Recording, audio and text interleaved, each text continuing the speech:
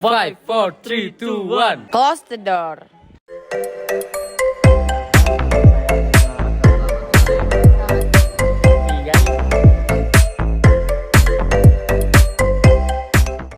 Selamat sore. Assalamualaikum warahmatullahi wabarakatuh.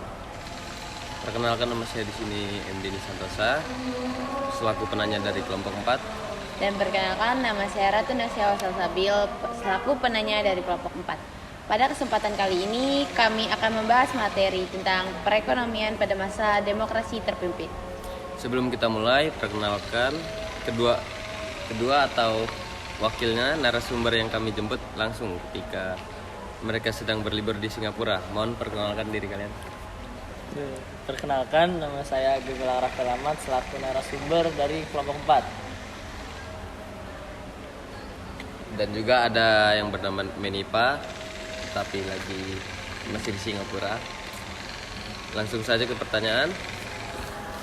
Berhubung kita bakal ngebahas banyak hal tentang demokrasi terpimpin, kayaknya kita bakal mulai dari pengertiannya dulu aja kali ya.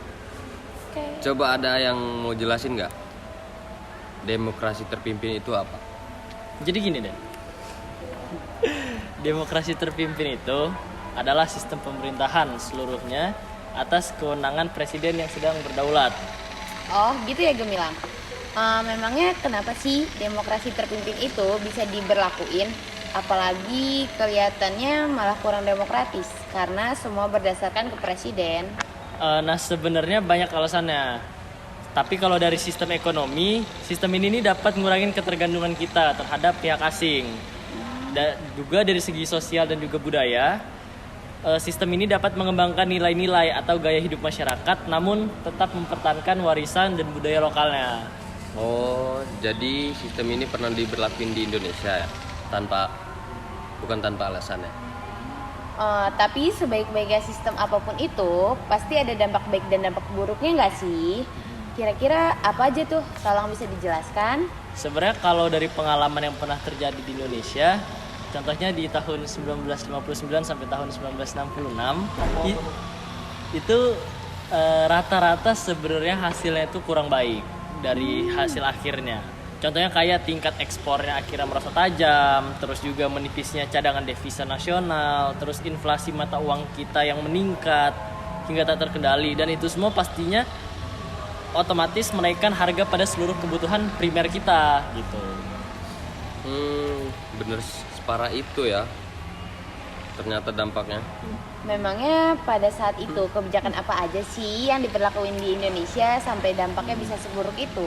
Sebenarnya kalau dari segi kebijakan itu semuanya bertujuan ke hal yang positif pastinya. Kayak di tahun 1959 itu udah dibentuk Dewan Perancang Nasional atau Dappenas untuk merencanakan pembangunan ekonomi, mulai dari menyusun rancangan undang-undang pembangunan nasional untuk tahun 1961 sampai 1969 yang akhirnya pun udah disetujuin sebenarnya sama MPR Atau MPR ya? MPR. Oh, kelihatannya bagus banget tuh kebijakannya. Terus kebijakan apa yang akhirnya mengakibatkan tingginya inflasi?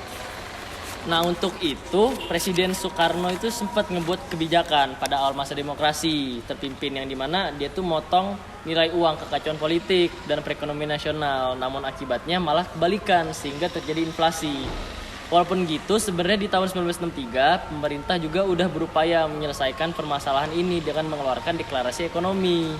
Terus juga sebenarnya Presiden Soekarno juga udah sempet tuh ngebuat program pembangunan semesta berencana yang bertujuan agar pembangunan di Indonesia bersifat merata, agar setiap tujuan adil dan makmur itu terjadi seperti di Pancasila. Oh gitu ya. Setahu saya juga kemiskinan pada saat itu didukung oleh keadaan Indonesia yang masih bergantung pada eksportir di beberapa komoditas sumber daya alam.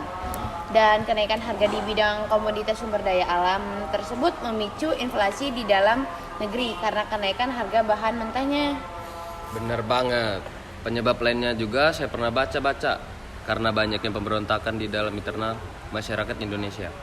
Ditambah konfrontasi Indonesia dengan bangsa luar juga terjadi dalam jangka waktu yang singkat, sehingga APBN saat itu lebih digunakan untuk proyek politik presiden yang sedang berdaulat. Nah, iya bener. Makanya akibatnya harga-harga barang tuh naik mencapai 200 sampai 300%. Dan itulah akhirnya yang memicu mahasiswa dan juga masyarakat untuk turun ke jalan sampai menyuarakan tri tuntutan rakyat atau tritura. Wow, ternyata sudah jadi seperti itu pun seingat saya pada masa tersebut sisi politik teramat dikedepankan sampai tidak begitu memperhatikan sisi perekonomian. Karena justru kebijakan ekonomi yang dikeluarkan malah justru memparah kemerosotan perekonomian di Indonesia.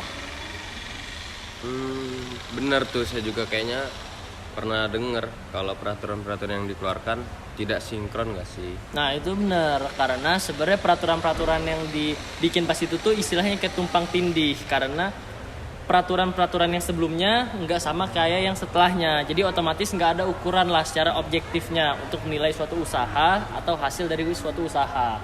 Nah, maka dari itu kebangkrutan pun tidak dapat dikendalikan lagi karena banyak faktor yang didukung oleh konflik-konflik itu. Sebentar, tadi sempat disebut bahwa sisi politik terus digencarkan tanpa memikirkan sisi perekonomian Indonesia. Kira-kira boleh kasih contoh nggak sih? Apa Boleh. Apa Boleh. tuh? Jadi contohnya itu kayak politik mercusuar. Jadi politik mercusuar itu lebih ke memikirkan kemegahan dan juga kekayaan untuk menyombongkan diri lah. Kalau Indonesia ini bisa.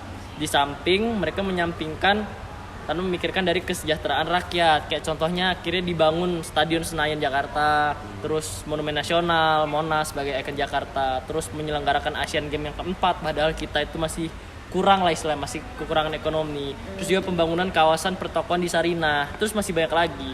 Pembangunan itu pun bahkan digencarkan dalam waktu singkat demi mendapatkan pengakuan dari internasional. Berarti benar ya jika adanya pertanyaan kalau proyek Mercusuar ini adalah salah satu kegagalan terbesar pada masa demokrasi terpimpin karena sangat banyak menghasilkan dana negara. Nah, bener banget. Sebenarnya pemerintah pun udah coba nekan tuh laju inflasi dengan mengeluarkan kebijakan centering. Cuman kebijakan itu nggak begitu memberikan dampak yang signifikan akan masalah perekonomian yang sudah terdampak. Kebijakan centering itu kebijakan apa itu? Oh, jadi kebijakan centering itu adalah kebijakan devaluasi mata uang. Jadi devaluasi mata uang itu adalah kondisi di mana mata uang kita diturunin nilainya sebanyak 10%. Kebijakan ini tuh bertujuan untuk meningkatkan nilai mata uang rupiah tanpa merugikan masyarakat kecil. Wow, ternyata seberdampak itu ya sistem ini di awal masa perjuangan kemerdekaan Indonesia. Jadi bersyukur deh kita lahir di saat kondisi Indonesia lebih stabil. Baiklah kalau gitu kami ucapkan terima kasih kepada Gemilang atas sharing informasi yang luar biasa pada sore hari ini. Kami tutup. Wassalamualaikum warahmatullahi wabarakatuh. Udah. Udah. Dah, Selesai. ambil. 8 menit. Pas Nambah emang lah 8 ya, menit. pas.